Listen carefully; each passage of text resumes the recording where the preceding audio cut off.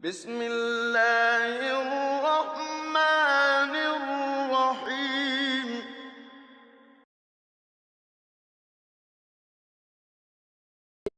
Assalamu alaikum wa rahmatullahi ta'ala wa barakatuh. Cette vidéo a pour but de vous présenter la préparation de la telbina, qui est une soupe d'orge bouillie. Nombreuses sont les sources qui relatent les bienfaits de la telbina, ses mérites ainsi que l'incitation à sa consommation.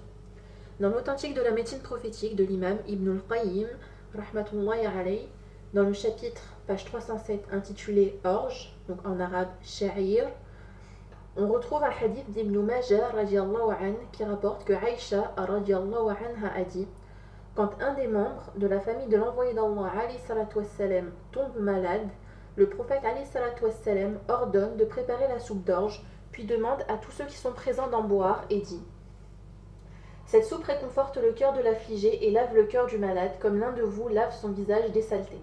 C'est un hadith qui est rapporté par At-Tirmidhi, numéro 2039, Ibn Majah, numéro 3445, ainsi que d'autres rapporteurs. Cheikh al-Albani, rahmatullahi alayhi, qualifie l'autorité canonique de ce hadith comme étant da'if, donc faible. Pour plus d'explications, voir da'if Sunan At-Tirmidhi. Mais il existe d'autres sources qui, elles, sont soit sahih, donc authentiques, soit hasan, donc bonnes, qui, elles, relatent de même les bienfaits de cette soupe d'orge qui est la telbina. Donc avant d'entamer l'explication de la préparation, nous allons voir ensemble les ingrédients dont nous avons besoin. Donc à commencer par le choix de l'orge. Donc trois choix s'offrent à nous. Le premier qui est la farine d'orge, le deuxième qui est la semoule d'orge fine, donc ici, et le troisième qui est la semoule d'orge roulée. Donc pourquoi nous n'utiliserons pas la farine d'orge? Pour la simple et bonne raison qu'étant déjà réduite en poudre, sa digestion sera rapide et les bienfaits seront moindres que pour la semoule d'orge, qu'elle soit fine ou roulée. Donc la farine d'orge sera moins nourrissante que la semoule. Et étant donné que les effets recherchés dans cette soupe sont les bienfaits, eh bien, il est préférable d'utiliser de la semoule. Donc en ce qui concerne la semoule d'orge fine, donc ici, elle est plus fine, comme son nom l'indique, que la semoule d'orge roulée. Donc ici, nous avons de ce côté-là la semoule d'orge fine et de ce côté-ci la semoule d'orge roulée. Donc on peut remarquer que la semoule d'orge fine est plus, donc le grain est plus fin que la semoule d'orge roulée. Donc nous utiliserons de préférence, pour avoir quelque chose de liquide, la semoule d'orge fine. Vous pouvez tout aussi bien utiliser la semoule d'orge roulée si vous préférez quelque chose de plus consistant. Donc pour avoir une boisson liquide comme on voit d'habitude, on utilisera plutôt la semoule d'orge fine. Vous pouvez vous procurer ces ingrédients-là très facilement dans les boucheries musulmanes ou encore dans les épiceries. Le prix n'est pas excessif, alhamdoulilah. Pour 1 kg de semoule d'orge fine, 2,50 € et pour 1 kg de semoule d'orge roulée, 2,60 €. Donc ce n'est vraiment pas cher. Et en ce qui concerne la semoule d'orge roulée, vous pouvez la trouver sous le nom de Belboula, donc c'est le nom qui est utilisé dans le Maghreb. Les commerçants connaissent cette semoule surtout sous ce nom-là. Donc si vous voulez la demander donc, en boucherie ou encore en épicerie, donnez le nom de Belboula et normalement le commerçant trouvera facilement et comprendra ce que vous recherchez. Donc ensuite nous aurons besoin d'un verre à thé, donc les verres moyens, afin de doser l'eau et le lait. Donc on utilisera un verre entier d'eau et un demi-verre de lait. Donc ça, c'est la recette de base de la telbina. Après, vous pouvez rajouter des épices, que ce soit cannelle, gingembre ou autre. Vous pouvez rajouter du miel, donc de préférence à la fin, afin de ne pas dénaturer le miel à la cuisson. De l'huile, que ce soit de l'huile de nigel, de l'huile d'olive. C'est vraiment, la recette se décline autant que l'on veut, selon nos goûts. On peut y ajouter des dattes pour que ce soit plus nourrissant. C'est vraiment vous qui voyez. Pour ma part, pour sucrer, j'utiliserai donc du miel, de jujubier, du cachemire. Donc cette soupe se consomme tout aussi bien salée que sucrée. Donc au Maroc, on la consomme plutôt salée. C'est vraiment vous qui voyez, en fonction de vos goûts et de vos envies. Donc comme je vous ai dit, la recette de base peut se décliner autant que l'on veut. Donc nous allons maintenant passer à la préparation. Donc, en ce qui concerne la préparation, nous allons avoir besoin d'une casserole à fond épais de façon à ce que notre préparation n'adhère pas aux parois, dans laquelle nous allons introduire notre verre à thé d'eau et notre demi-verre à thé de lait. Donc ensuite, nous allons mélanger de façon à avoir quelque chose d'homogène. Puis nous allumons le feu de façon à avoir quelque chose de doux pour ne pas brûler le lait. Donc en ce qui concerne notre semoule d'orge, donc ici je vais utiliser la semoule d'orge fine. Donc pour une personne, on utilise 3 cuillères à soupe. Donc ni bombée ni rase. Et si vous utilisez donc la semoule d'orge roulée, afin d'avoir quelque chose de pas trop épais, préférez utiliser 2 cuillères à soupe seulement. Donc ça va nous donner environ un quart de verre à thé.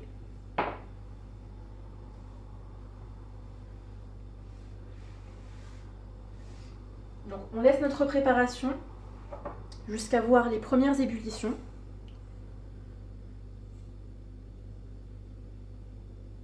Si vous préférez donc la recette telle qu'elle est relatée dans l'authentique de la médecine prophétique d'Ibn al-Qayyim, à savoir une préparation qui sera filtrée à la fin, préférez utiliser donc au lieu d'un demi-verre de lait, un verre de lait entier, ou encore 2 verres d'eau ou 2 verres de lait. Donc c'est selon vos envies. Mais il faudra 2 doses de liquide de façon à pouvoir filtrer la préparation à la fin de la cuisson. Et donc pour filtrer la préparation, un filtre à café est complètement adéquat, donc il n'y a pas de problème pour ça. Ou encore au chinois. Donc c'est vraiment en fonction de ce que vous avez, de manière à retenir la semoule et n'obtenir que le liquide. Donc nous allons pouvoir ajouter notre semoule d'orge fine, puis on mélange jusqu'à obtenir la préparation avec la consistance voulue. Donc on diminue le feu au minimum pour ne pas brûler notre préparation et on ne cesse de remuer. Donc d'un point de vue nutritionnel, on relate de nombreux bienfaits en ce qui concerne l'orge. Donc d'une part car il est rempli de fibres, donc ce qui est un bon élément pour le transit. C'est aussi donc un élément dans lequel on retrouve des sucres lents, donc appropriés pour les sportifs. On retrouve de nombreux minéraux, donc c'est un bon élément pour les femmes enceintes, pour les personnes malades qui souhaitent reprendre des forces, ou encore pour les personnes qui ont besoin de prendre du poids. Donc c'est un élément qui est très nutritif. Et une étude a été faite et a montré que la présence donc, de potassium et de calcium dans l'orge joue un rôle majeur sur les neurotransmetteurs responsables, entre autres, donc, de la bonne humeur. Donc, pour avoir plus ample information, je vous renvoie à l'article sur le site La Science Légiférée, donc El-Ilm al-Shar'i. Donc il y a une page qui est consacrée à la talbina où vous pouvez retrouver donc, toutes les valeurs nutritionnelles et avoir plus d'informations à ce sujet. Donc là nous commençons à voir que notre semoule d'orge commence à s'épaissir. Il apparaît clairement donc, 2 phases, une dans laquelle on retrouve la semoule qui est en dessous car plus lourde et au-dessus donc on voit le liquide. Donc, ce qu'on doit obtenir, c'est vraiment un mélange dans lequel on ne peut plus distinguer ni semoule ni liquide. Ou si on distingue le liquide, c'est vraiment du liquide résiduel qu'on retrouve sur le bord des parois.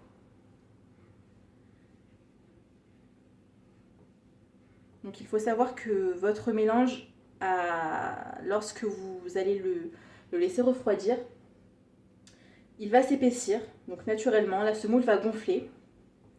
Donc ça va former une sorte de gel. Donc si vous voulez quelque chose vraiment de liquide, c'est à consommer directement après cuisson. Car plus on laisse refroidir et plus la semoule gonflera. Et donc si au contraire vous préférez quelque chose de plus consistant, vous pouvez soit donc rajouter de la semoule à la préparation, soit laisser le mélange refroidir. Et donc au contraire, si vous voulez quelque chose de liquide et que votre mélange a refroidi, donc il suffit simplement de rajouter du lait chaud et de mélanger. Donc là on remarque que notre préparation a bien épaissi. Donc même au niveau de la consistance, ça se remarque pas mal.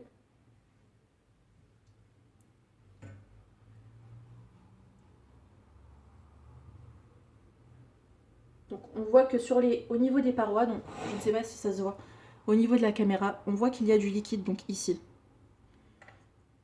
Donc la consistance est déjà pas mal. On peut laisser encore un petit peu pour avoir quelque chose de plus épais, mais à ce stade-là, donc notre préparation peut être consommable. Donc la semoule est bien cuite.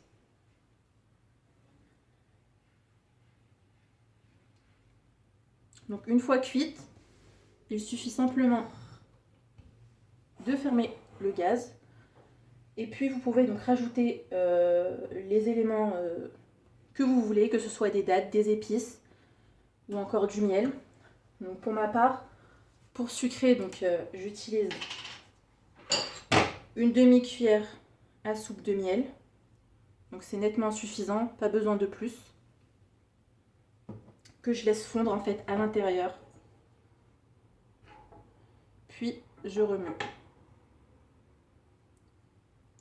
Donc c'est largement suffisant. Préférez sucrer vos aliments au miel, donc pur, et non au sucre raffiné, au sucre industriel, donc qui a de nombreux méfaits pour le corps et qui est source d'addiction. Et donc en espérant que cette vidéo vous sera utile et en vous souhaitant bon appétit. Wassalamu alaikum wa rahmatullahi ta'ala wa barakatuh.